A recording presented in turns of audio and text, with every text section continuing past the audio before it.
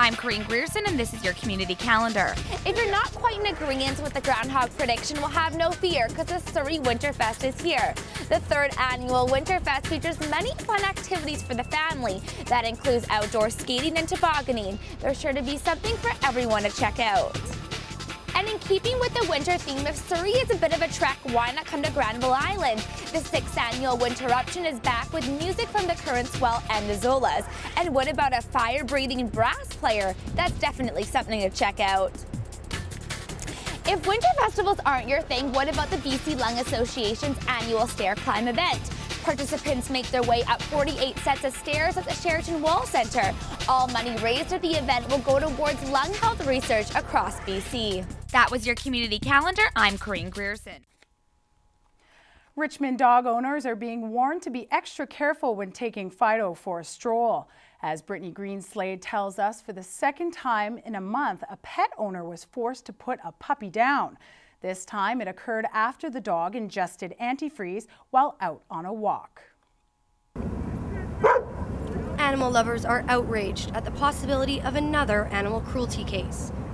A Richmond dog has died from antifreeze poisoning while out for a walk with its owner in an off-leash area like this one in West Vancouver.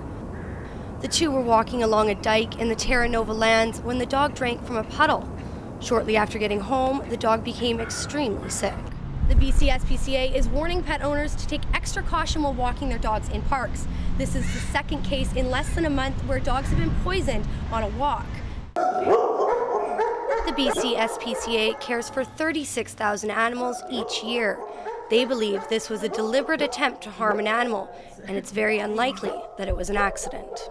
We well know at the SPCA there's some pretty sick people out there. We deal with 7,000 cases of animal cruelty every year, and our statistics actually show that an animal's abused every hour in British Columbia. We know there's several hundred cases a year where domestic pets but also wildlife are poisoned by antifreeze.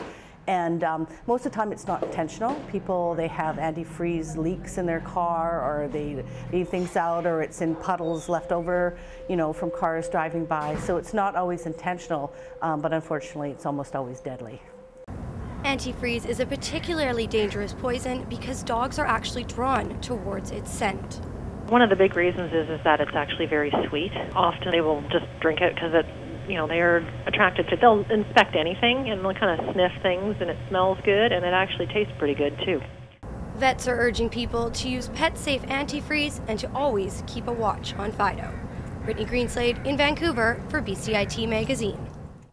Downtown Eastside advocates gathered at Main and Hastings to send a message to all provincial leadership hopefuls. My co-anchor Casey Snow found out they want social housing to be a priority. The Downtown Eastside Neighborhood Council and many supporters gathered to send a message loud and clear to the leadership candidates. This is a challenge to all of you who want to be premier. Christy Clark, Mike DeJong, George Abbott, Kevin Falcon, and all the other leaders. Have you heard that we have an affordable housing crisis and that we have a homelessness crisis? Adrian Dix, Mike Farnworth, John Horgan, and other leadership candidates. What are you going to do about it? These Downtown Eastside groups are challenging you to build social housing on our 10 sites in the Downtown Eastside in the year 2011. This will make a huge dent in the homelessness problem. With over 10,000 low-income people living in this neighborhood, more than half of them are living in the worst housing in Canada. We challenge you to fund 1,000 units of 100% resident-controlled social housing on the 10 sites the Vancouver City will designate for social housing this year, including this building behind us, the Pantages Theatre, which is standing empty and which the developer is eager to sell to the city, and which the province should be eager to build 100% social housing in. Listen, and keep it in Yaletown and kids. We don't want it here in the downtown Lower East Side. You got that? Supporters say if 1,000 units were to be built in the Downtown East Side alone, $18 million would be saved a year. Casey Snow in Vancouver for BCIT Magazine. When a Vancouver elementary school wanted to create a video message for social media about anti-bullying, they didn't know what kind of attention it would receive. The school certainly didn't expect the video to go viral around the world, as our reporter Jen Zielinksi explains. When elementary school principal Maddie Hamaguchi wanted to create an anti-bullying message with her students, she had no idea how far that message would spread. Sort of the idea was planted, let's do something positive using social medium to really show the kids that it's not just negative. And that was where it sort of came from. When I came to school on the Monday, I asked the teachers, hey, how about we do a YouTube clip?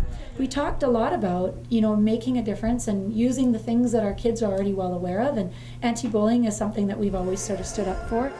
Her students stand up for anti-bullying too, and were more than willing to create a video message about the issue.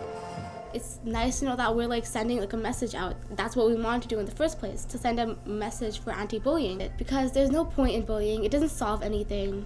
It just creates more problems. And really, I think the only reason the people that bully is to make themselves feel good. But in the end, they don't end up feeling good because they've hurt somebody else.